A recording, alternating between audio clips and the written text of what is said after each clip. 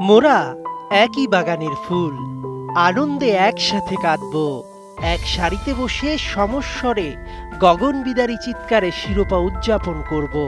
এই ট্রফির ভার বইতে যে পারে না সবাই। কিছু না থাকা থেকে সব আছে। মাঝের সময়টায় সাপোর্ট করে গেছেন যারা, তারাই তো আসল সাপোর্টার। সপ্তম সুরে গাহ তবে তান। আজ আর্জেন্টিনার দিন। সপ্তম স্বর্গে আবারও পা মেসি জয়গান।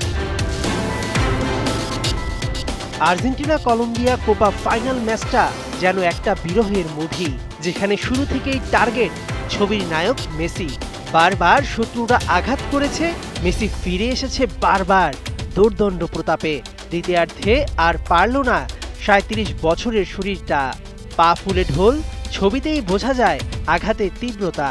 রিপোর্ট বলছে মাঠের বাইরে থাকতে হবে কমপক্ষে ৩ সপ্তাহ। বাইরে তখনও লাখো মানুষের পদার্পণ। সৃষ্টিকর্তা যেন মানুষের প্রার্থনা শুনলেন। মেসির না থাকাটা, মেসির শিশুর মতো কান্নার মুখটা যেন পুরো টিমকে বুস্ট আপ করলো। এক্সট্রা টাইমে লাউতারো মার্টিনেজের শট গোলকিপারের ২ হাতের মাঝ দিয়ে জালে জড়ালো সাই সাই করে। পুরো আসরে দুর্দান্ত খেলার পুরস্কার পেলেন মার্টিনেজ, লাউতারো মার্টিনেজ। পুরো টুর্নামেন্টে চ্যাম্পিয়ন আর্জেন্টিনার মোট গোল ৯টি, ৫টাই মার্টিনেজের। বিশ্বকাপে ২৪২ মিনিটেও গোল ছিল না যার, এবার ২২১ মিনিটেই ৫ গোল। রোনালদোর শেষ ইউরো, মেসিরও শেষ কোপা, দুজনের কত মিল। দুজনেই কাঁদালেন নিজেদের শেষ ম্যাচটায়।